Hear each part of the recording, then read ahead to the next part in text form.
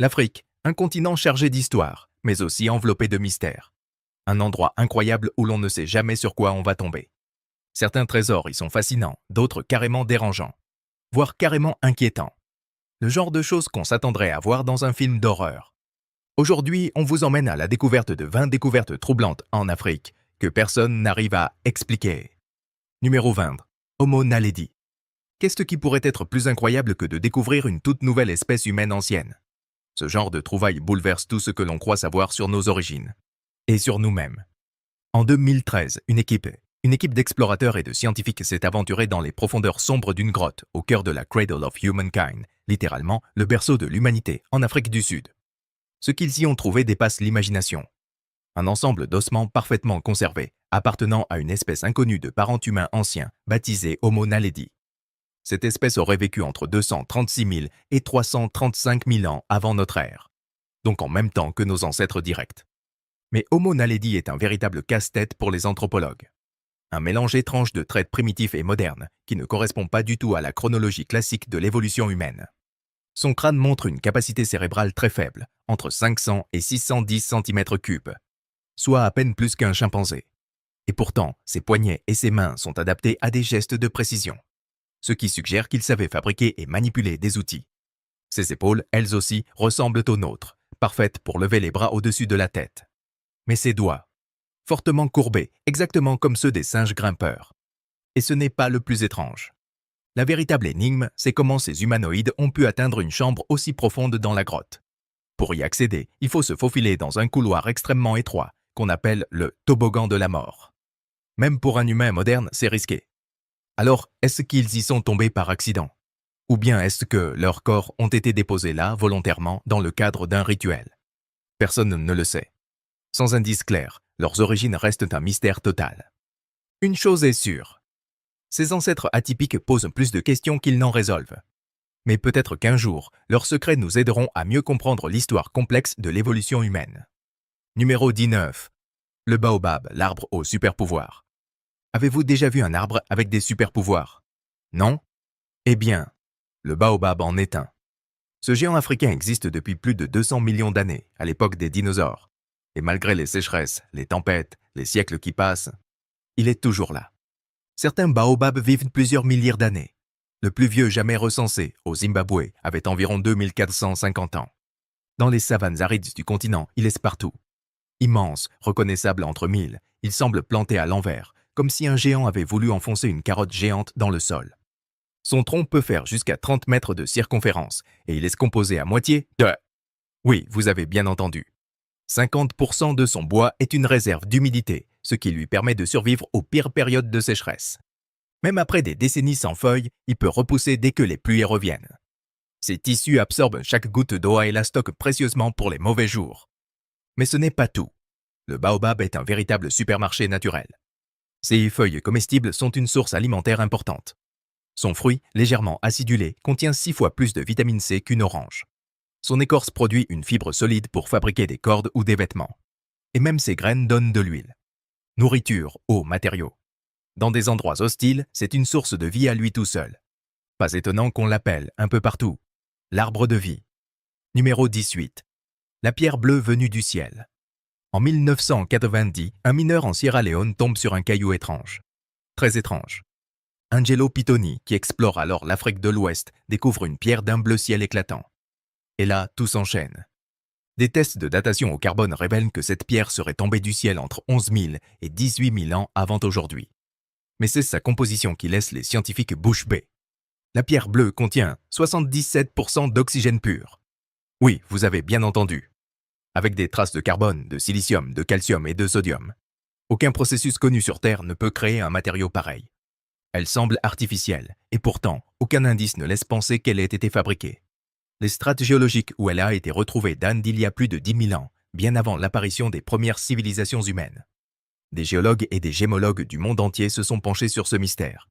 Mais les échantillons sont minuscules, et l'origine de cette pierre reste toujours floue. Alors, une civilisation ancienne hyper avancée, aujourd'hui oubliée? Ou une création 100% naturelle, mais issue de processus que nous ne comprenons pas encore? En tout cas, sa composition défie toutes les lois connues de la géologie terrestre. Et sa découverte dans des couches si anciennes laisse penser qu'elle est arrivée bien avant l'être humain. Un bijou magnifique, oui. Mais son secret pourrait bien rester scellé pour toujours. Numéro 17. Les cercles de fées du désert. Sur les plaines arides de Namibie, un phénomène étrange intrigue depuis des décennies. De mystérieux cercles parfaitement ronds, totalement vides, apparaissent dans l'herbe, leur diamètre allant de 2 à 20 mètres. Ces formations, qu'on appelle les cercles de fées, sont visibles du ciel comme des marques géantes parsemant le sol. Sur plus de 1800 km, les prairies du Namib sont parsemées de ces motifs énigmatiques. Et personne ne sait vraiment pourquoi ils existent. Depuis des années, écologistes et chercheurs se disputent autour de leur origine. Une théorie ancienne suggère qu'ils sont causés par des termites. Le principe ? En concentrant l'eau de pluie vers les bords du cercle, la végétation périphérique s'épanouit et les termites accèdent plus facilement à l'humidité. Mais ce raisonnement ne tient pas pour les plus grands cercles, ceux de plus de 20 mètres de diamètre. D'autres explications, comme la compétition entre plantes, la diffusion de gaz ou même des éléments radioactifs, ont été testées. Mais rien de concluant. Le mystère s'épaissit encore lorsqu'on regarde leur cycle de vie.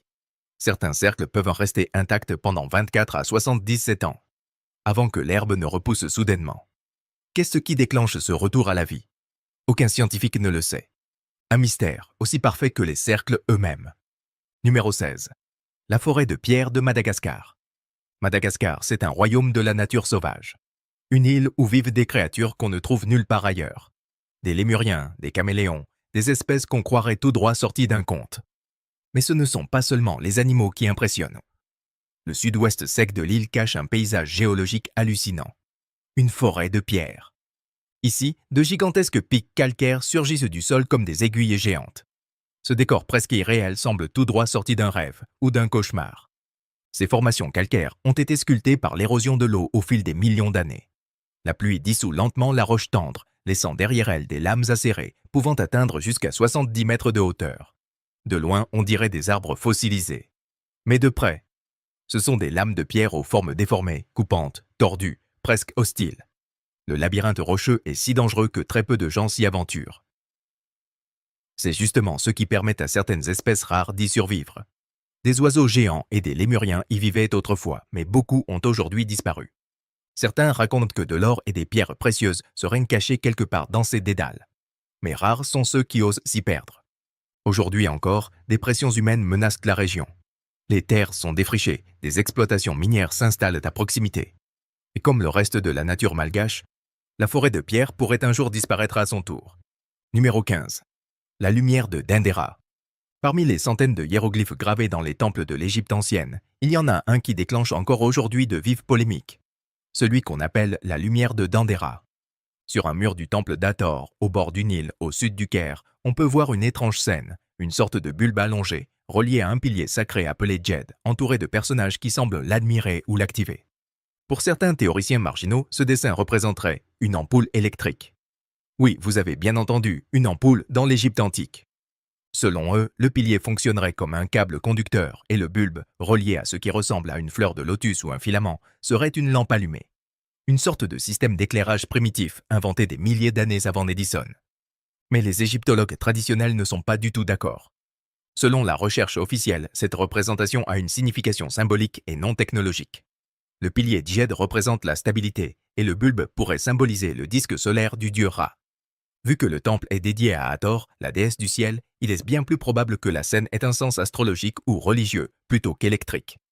Il n'y a aucune preuve que les anciens Égyptiens maîtrisaient l'électricité, mais cette gravure continue d'alimenter les fantasmes les plus fous. Et qui sait? Peut-être qu'on ne comprend tout simplement pas encore ce qu'il voulait vraiment représenter.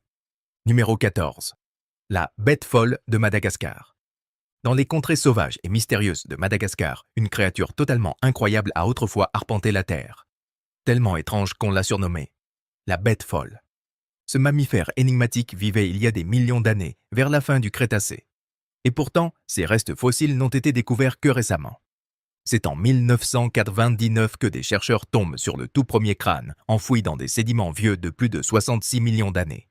Un crâne de mammifère, oui, mais avec des dents jamais vues auparavant chez aucun autre animal. En 2010, d'autres ossements sont retrouvés, ce qui permet aux scientifiques de reconstituer peu à peu l'anatomie de cette drôle de créature. Résultat, la bête folle mesurait à peu près la taille d'un blaireau. Elle avait un long corps étroit, des pattes courtes et un crâne très particulier. Museau raccourci et de nombreux petits trous à l'avant du visage. Les chercheurs pensent qu'il s'agissait d'un animal fouisseur, c'est-à-dire qu'il vivait sous terre. Les ouvertures dans le crâne suggèrent un excellent odorat, utile pour trouver sa nourriture en creusant. Et son corps? Parfaitement taillé pour la vie souterraine. Petit, souple, adapté à l'exploration de galeries étroites. Son nom officiel est Adalatherium hui. Le mot Adala vient du malgache et signifie fou, tandis que therium, en grec ancien, veut dire bête. Un nom parfaitement choisi pour cet animal aussi étrange que fascinant. Numéro 13. La chambre cachée de la Grande Pyramide. Construite il y a plus de 4500 ans, la Grande Pyramide de Gizeh a longtemps été la structure la plus haute de la planète. Et aujourd'hui encore, elle fascine par sa géométrie parfaite, ses alignements astronomiques et ses mystères non résolus. Et justement, un nouveau mystère vient de s'ajouter à la liste. En 2017, une équipe de chercheurs internationaux a utilisé des particules subatomiques appelées muons pour sonder l'intérieur de la pyramide sans l'endommager. Ces particules traversent facilement la pierre et révèlent les cavités cachées. Et là, surprise, ils détectent un espace immense jusque-là inconnu. Une salle longue de plus de 30 mètres, dissimulée dans le cœur même de la pyramide. Que peut bien contenir un tel vide? Selon les archéologues, probablement rien. Toutes les chambres funéraires connues ont déjà été répertoriées et les objets précieux auraient été pillés depuis longtemps. Mais même vide, cette cavité prouve que le monument de Khéops cache encore bien des secrets. D'autres théories, plus audacieuses, évoquent une fonction occulte. Certains parlent même de la légendaire salle des archives, censée contenir le savoir perdu de l'Atlantide. D'autres y voient une machine extraterrestre ou un portail dimensionnel. Des idées fascinantes, mais sans aucune preuve scientifique. Ce qui est certain, c'est que cette chambre cachée ravive notre fascination éternelle pour l'Égypte antique. Et grâce aux nouvelles technologies non invasives, nous pourrions bientôt percer d'autres secrets enfouis depuis des millénaires. Numéro 12. Les diamants hexagonaux venus de l'espace. Il y a environ 2 milliards 900 millions d'années, un astéroïde géant s'écrasait en Afrique du Sud. L'impact fut colossal.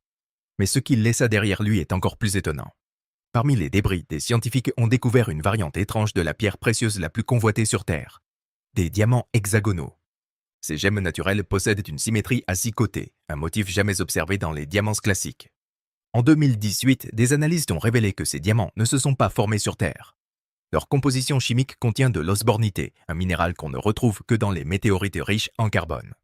D'après les experts, ces diamants se seraient formés au cœur d'une planète naine, dans les jeunes années de notre système solaire, bien avant que la Terre elle-même ne se forme. Après une collision cataclysmique, des fragments de cette planète naine auraient été projetés à travers l'espace, jusqu'à atterrir sur Terre. Les diamants hexagonaux ont survécu au voyage interplanétaire, puis à leur entrée en feu dans notre atmosphère. Contrairement aux diamants classiques, qui se forment lentement sous haute pression à des kilomètres sous la surface, ces diamants de l'espace présentent des structures suggérant une cristallisation extrêmement rapide. Jusqu'ici, seuls de minuscules échantillons ont pu être étudiés. Mais de plus gros fragments pourraient encore dormir sous terre. Ce qui est sûr, c'est que ces pierres prouvent une chose. La formation de diamants n'est pas une exclusivité terrestre. Et en les étudiant de plus près, on pourrait mieux comprendre le chaos qui a régné à l'aube de notre système solaire, quand des mondes entiers ont été réduits en poussière et en joyaux. Numéro 11. Le plus vieux dinosaure d'Afrique. Avis aux fans de Jurassic Park, cette découverte va vous plaire. Car c'est en Afrique qu'on a trouvé le plus ancien dinosaure jamais identifié sur ce continent. Dans le nord du Zimbabwe, des paléontologues ont mis au jour un petit dinosaure qui vivait à l'époque où tous les continents ne formaient encore qu'un seul supercontinent, la Pangée. Nous sommes alors au tout début de la période Triassique, il y a plus de 230 millions d'années. Son nom? Et ce petit prédateur offre un nouveau regard sur les tout premiers jours de l'ère des dinosaures, dans la même région où, des millions d'années plus tard, l'humanité allait apparaître. Découvert en 2017, Mbirsaurus a été reconstitué à partir d'un squelette presque complet. Il mesurait environ 2 mètres de long et faisait à peine 30 cm de haut au niveau des hanches. Oui, il était petit, même pour un dinosaure, mais il aurait été l'un des prédateurs dominants de son écosystème. Son corps long et musclé laisse penser qu'il était très agile. Les scientifiques le classent parmi les sauropodomorphes, la lignée ancestrale des immenses dinosaures à long cou comme le Diplodocus. Mais contrairement à ces géants quadrupèdes, Mbirsaurus marchait sur 2 jambes, tout comme son cousin Nyasasaurus, découvert en Tanzanie. Ces protosauropodes bipèdes seraient à l'origine des futurs dinosaures ultra rapides comme Vélociraptor ou même T-Rex. Numéro 10. La côte des squelettes. Sur la côte atlantique de Namibie s'étend un territoire aussi magnifique que redouté, la côte des squelettes. Ce nom sinistre n'est pas exagéré. Ici, le vent est brûlant, la mer déchaînée, le sable brûlant, les brumes denses. Et le paysage, complètement désertique. C'est l'un des endroits les plus inhospitaliers de la planète. Pendant des siècles, de nombreux navires se sont échoués sur ces rivages impitoyables. Les vagues puissantes rendaient l'approche difficile, et une fois échoués, impossible de survivre dans la chaleur écrasante du désert. Aujourd'hui encore, les carcasses rouillées de bateaux gisent sur les plages, lentement dévorées par le sel. Le sable est jonché d'os blanchis. Baleines, phoques, parfois même des restes humains. Des colonies de phoques peuplent encore les îles au large. Quand ils vieillissent, des milliers d'entre eux rampent jusqu'à la côte pour y mourir. Leurs corps desséchés s'entassent sur le rivage, une scène à glacer le sang. Même les squelettes de baleines y échouent, créant une sorte de cimetière marin. Et pour les charognards comme les hyènes ou les chacals, c'est un véritable festin. Un endroit aussi désert qu'étrangement vivant. Numéro 9. Le monolithe métallique mystérieux. On croirait à une scène de science-fiction. Et pourtant, c'est arrivé pour de vrai. Tout commence en août 2020. Un pilote d'hélicoptère repère, dans le désert rocailleux de l'Utah, un étrange objet. Un rectangle métallique de 3,50 m de haut, planté dans la terre. Rapidement, des randonneurs le retrouvent. Les photos deviennent virales. Et très vite, tout le monde pense à l'énigmatique monolithe du film 2001, l'Odyssée de l'espace. Et là, les copies commencent à apparaître un peu partout. Aux Pays-Bas, en Inde, en Roumanie. À chaque fois, la même forme, la même hauteur, le même mystère. Mais c'est en République démocratique du Congo, en février 2021, que la situation devient explosive. Un monolithe identique y est découvert. Mais contrairement à l'Europe, ici, les habitants ne sont pas amusés. Au contraire, la peur s'installe. Le monolithe est vu comme un mauvais présage, un signe de sorcellerie ou d'influence occulte. Très vite, la population exige qu'on le protège. Mais la tension monte. Finalement, une foule en colère l'incendie. Il ne reste que sa carcasse métallique, vide à l'intérieur, comme un trompe-l'œil. Qui l'a construit? Pourquoi? Aucune réponse n'a jamais été trouvée. Numéro 8. Les tablettes de pierre nubiennes. Au nord-est de Khartoum, dans la vallée du Nil, dorment les ruines d'un royaume oublié, celui de Kouch. Pendant près de 1000 ans, cette civilisation africaine a prospéré avant de s'effondrer vers l'an 300 de notre ère. C'est ici que les archéologues ont découvert des tablettes de pierre parfaitement conservées, gravées d'une écriture énigmatique. Des inscriptions provenant de temples couchites et probablement des messages laissés par une société autrefois puissante. Les ruines sont situées sur ce qu'on appelle l'île de Méroé, du nom de l'ancienne capitale. Ce site servait de nécropole royale pour les rois et nobles du royaume. Mais au IVe siècle, les temples et les tombeaux furent détruits. Heureusement, au XXe siècle, des fouilles ont permis de retrouver des dizaines de stèles gravées dans l'alphabet méroïtique, le plus ancien système d'écriture connu au sud du Sahara. Ces textes représentent une source inestimable pour comprendre l'histoire, la culture et les rituels funéraires de la Nubie ancienne. Mais il y a un gros hic. La langue reste indéchiffrée. À ce jour, seuls quelques symboles ont été compris, ceux liés aux dieux et aux rois. Le reste demeure un mystère complet. Décoder cette écriture, ce serait ouvrir une porte sur un chapitre perdu de l'histoire de l'humanité. Une civilisation qui a coexisté avec l'Égypte antique, et dont il ne reste que des ruines silencieuses. Numéro 7. Les peintures rupestres préhistoriques. Bien avant les pyramides, bien avant les alphabets ou les outils en métal, nos ancêtres ont commencé à peindre. Et certains de leurs chefs-d'œuvre les plus anciens se trouvent encore aujourd'hui sur les parois rocheuses des grottes africaines, de la Namibie jusqu'au Maroc. Ces œuvres ont plus de 15 000 ans et elles ouvrent une fenêtre fascinante sur l'imaginaire et le quotidien des humains préhistoriques. On y voit des scènes de chasse pleines de vie, avec des animaux aujourd'hui disparus de ces régions. Éléphants, rhinocéros, zèbres, antilopes. Le tout peint avec une précision étonnante, dans des pigments rouges et bruns, souvent avec un souci du détail quasi photographique. Ces artistes maîtrisaient non seulement la technique, mais aussi l'observation. Mais ce n'est pas tout. Parmi les figures réalistes, on trouve aussi des choses beaucoup plus troublantes. Des humanoïdes étranges, avec des proportions exagérées. Ou des parties du corps manquantes. Des créatures chimériques, mi-hommes, mi-bêtes, que l'on ne retrouve nulle part dans la faune réelle. Pourquoi ont-ils peint ça? Était-ce symbolique, religieux, magique, mystique? Aucune réponse définitive. Ces images rituelles semblent venir d'un autre monde. Leur sens est aujourd'hui perdu, tout comme l'identité des artistes qui les ont créées. Mais elles sont là, gravées dans la pierre, comme un message venu du fond des âges. Numéro 6. Les sphères de Klerksdorp. Parmi les objets les plus étranges jamais découverts sur Terre, il y a les sphères de Klerksdorp en Afrique du Sud. Ces petites boules parfaitement rondes, avec des rainures gravées autour, ont été extraites de dépôts géologiques anciens près de la ville d'Ottosdal. Jusqu'à aujourd'hui, plus de 200 sphères ont été trouvées. Certaines mesurant à peine un demi-centimètre, d'autres jusqu'à 10 cm de diamètre. Elles sont en général brun rougeâtre, avec des stries parallèles autour, et parfois même des formes en arc, comme des motifs décoratifs. Le plus incroyable, certaines de ces sphères ont été datées à plus de 3 milliards d'années. Les géologues affirment qu'elles sont naturelles, formées par des processus d'érosion extrêmement lents dans la pyrophylite.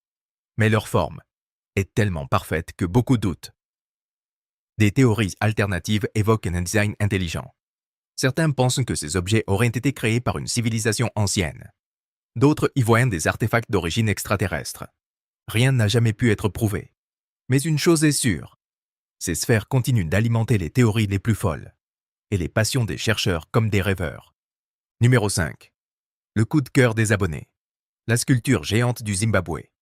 Perdu dans les collines du sud-est du Zimbabwe se trouve un site médiéval ancien, avec des murs en pierre encore debout et des structures énigmatiques. Lors d'une fouille, des archéologues ont mis au jour quelque chose d'unique. Une sculpture de pierre colossale, représentant ce qui ressemble à un géant. Une œuvre monumentale, d'une précision incroyable. Ce qui est fou, c'est qu'elle aurait été sculptée avec de simples outils manuels, à une époque où aucune machine moderne n'existait. Même aujourd'hui, avec des engins lourds et des technologies de pointe, un tel travail serait un défi colossal. Alors, comment ont-ils fait? Quelle ingéniosité, quelle détermination ont été nécessaires pour sculpter une telle pièce, bloc après bloc, geste après geste? Était-ce un héros? Un dieu? Un roi oublié? Et vous, qu'en pensez-vous? Quelles techniques ont-ils pu utiliser pour tailler la roche de façon aussi nette? Dites-le nous en commentaire. Numéro 4. La ruée vers les diamants en Afrique du Sud. En juin 2021, un éleveur de bétail sud-africain nommé Erasmus Jacobs découvre une pierre brillante dans un champ, près du village de Kwalati, dans le KwaZulu-Natal. Convaincu qu'il s'agit d'un diamant brut, il en parle aux habitants. Et très vite, la nouvelle se répand comme une traînée de poudre. En quelques jours, plus de 1000 chercheurs d'or modernes affluent dans la région, espérant devenir riches. Des campements de fortune apparaissent. Les gens creusent jour et nuit, à main nue, avec des pelles, des seaux, n'importe quoi. L'excitation est immense. Mais aussi le chaos. Spéculateurs, arnaqueurs, vendeurs, tout le monde veut sa part du trésor. Les autorités, débordées, peinent à gérer la situation. Quand des géologues analysent enfin les échantillons, la déception est totale. Ce ne sont pas des diamants, mais de simples cristaux de quartz, très similaires en apparence, mais sans grande valeur marchande. Et pourtant, malgré les preuves scientifiques, beaucoup refusent d'y croire. Ils affirment avoir vu leurs voisins extraire des poignées de pierres étincelantes. L'un d'eux affirme même avoir vendu une poignée pour environ 70 000 $ à un acheteur. Vérité ou exagération? On ne saura peut-être jamais. Mais ce moment restera dans les mémoires comme la plus récente ruée vers les diamants, avec son lot de rêves, d'illusions et de mystères. Numéro 4. L'œil du Sahara. Visible depuis l'espace, au milieu des dunes infinies de l'ouest du Sahara, se trouve une formation géologique aussi étrange que fascinante. L'œil du Sahara. Avec un diamètre de 40 km, cette structure en forme de cible a déconcerté les astronautes qui l'ont aperçue pour la première fois depuis l'orbite terrestre dans les années 60. Aujourd'hui, elle est connue sous le nom de structure de Richa. Située en plein cœur de la Mauritanie, dans la région aride du Tanesrouft, cette immense série d'anneaux concentriques alterne des bandes claires et foncées qui tranchent violemment avec le paysage désertique. Pendant longtemps, on a cru qu'il s'agissait du cratère d'un ancien astéroïde. Mais la science moderne a révélé un autre scénario. Cette formation spectaculaire serait le fruit de millions d'années d'érosion naturelle. Tout commence avec une remontée du socle continental qui forme une sorte de dôme géologique.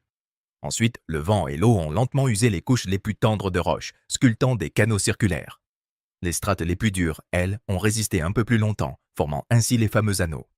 Aujourd'hui, les sédiments exposés révèlent 100 millions d'années d'histoire géologique, de la période Crétacée jusqu'à l'Éocène. Et ce n'est pas tout. Des fossiles découverts sur place indiquent que cette région désertique était autrefois verdoyante, couverte de végétation, et même peuplée de dinosaures. L'œil du Sahara, visible depuis les étoiles, reste un témoignage grandiose des forces qui façonnent notre planète, depuis la nuit des temps. Numéro 3. Les plus anciens outils en pierre. Bien avant les ordinateurs, les voitures, et même le feu, nos ancêtres utilisaient déjà la pierre pour façonner le monde autour d'eux.